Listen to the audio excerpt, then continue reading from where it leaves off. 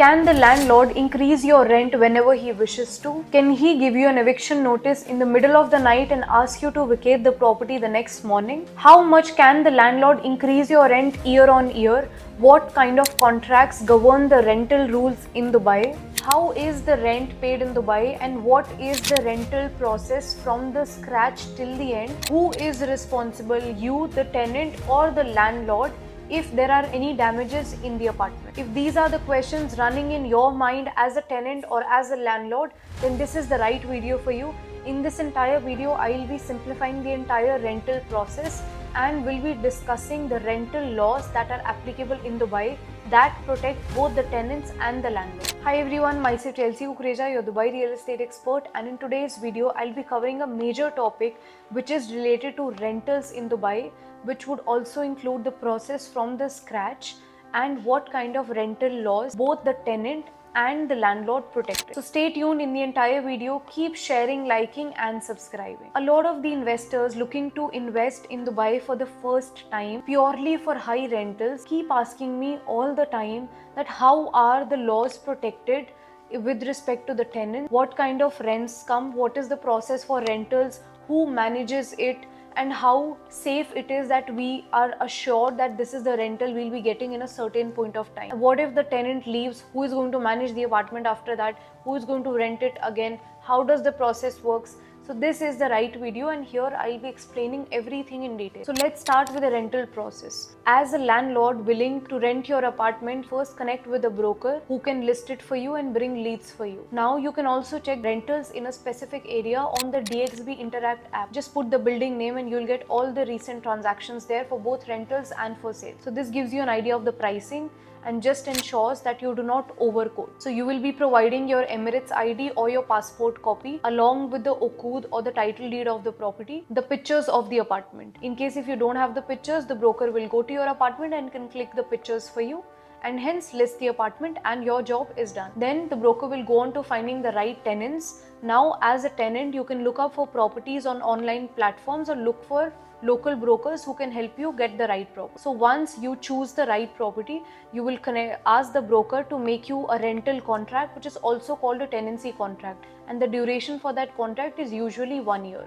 The contract will list down all the important rules that are applicable, including what happens if there are any damages, what is the cap of the damages. Usually damages under 500 AD per year are generally paid by the tenants and over and above 500 are paid by the owners. You can look up to the contract and see the set of rules that are applicable for that apartment. Thereon, you and the landlord both sign that same contract and then you head to the DLD office where you have to register the contract and get the Ijari. So Ijari is an online rental registration system which is introduced by the DLD to regulate rental contracts and ensure transparency in the real estate market. So Ijari is the most important document that regulates your tenancy contract for the entire year. So there are multiple type of rentals. One is a short-term rental, you can also call it an Airbnb, and the second is the long-term rental. So in this particular video, I'll be covering most details related to the long-term rental wherein you need an Ijari.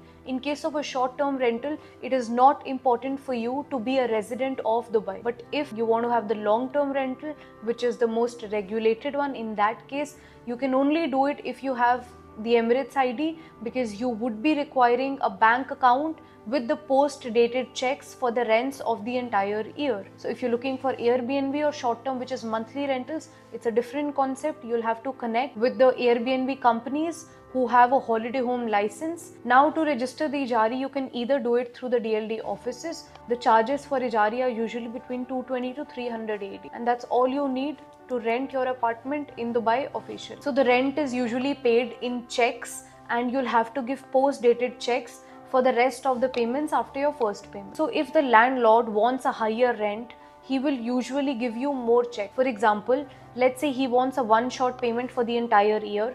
Your rent would be a one check payment. So you'll usually see when the brokers say it's one check, two checks, so this is what they mean. If the landlord is giving you month on month payment, which is one check every month, a total of 12 checks, he might increase the price of the rental. So let's say the rental of the apartment that he's renting it out at is 100,000 dirhams. Now that 100,000 dirhams is a one check payment. So if you request him to make it into 3 checks or 4 checks, which is a quarterly payment, then in that case he can increase the rent to 110,000. But if you tell him to make it monthly rentals or 12 checks, then in that case the rent might go up to 130,000. So this is how the checks make a lot of difference in terms of the payment. Usually the checks are 3 or 4 in a year. It is exceptional if he makes 6 or 12 checks for you.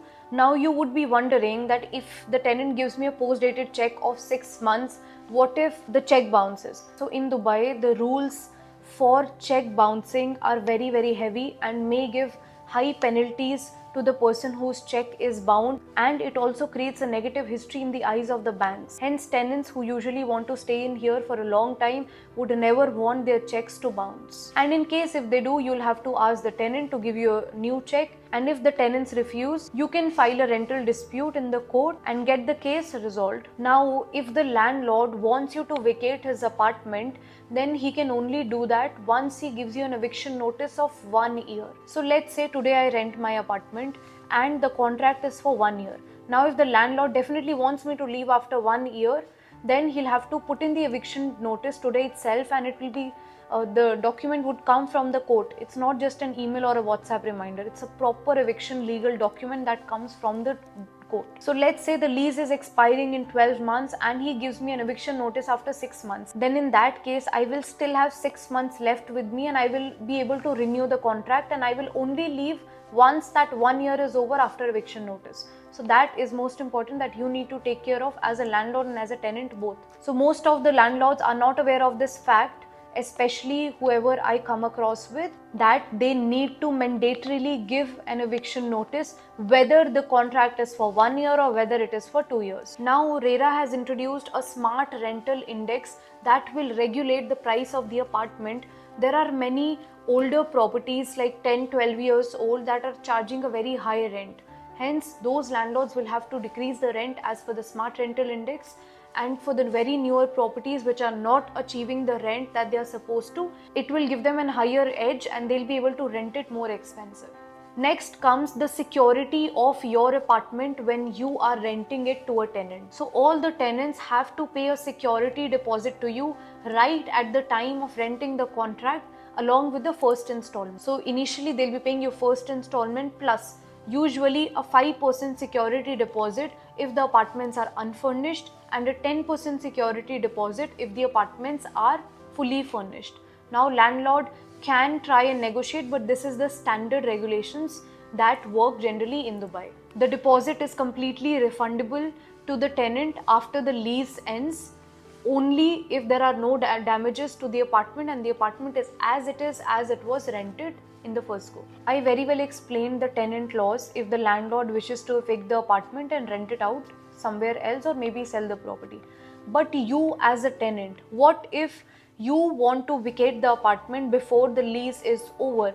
Then in that case, there can be a penalty which can be applied to you for terminating the lease before the expiry period, which is usually a 2 months rent. So these are all the regulations which are already existing in the place. However, it can all be negotiated as per the mutual conversation between the tenant and the landlord. If either parties have any kind of disputes that's not being resolved under a mutual agreement, then in that case either party can approach the RERA and get it resolved. So when you are buying a property with me, it is my responsibility to rent your apartment either on Airbnb basis or rent it on a long-term basis, find the tenant for you and do the entire legal procedures of your entire apartment until the lease is in place. So you do not have to worry about anything, even if you're sitting in any corner of the world. I hope this video was insightful enough, and with this you did get to understand how well regulated the market is in terms of both rentals. So I hope this video was an insightful one for you and you were able to understand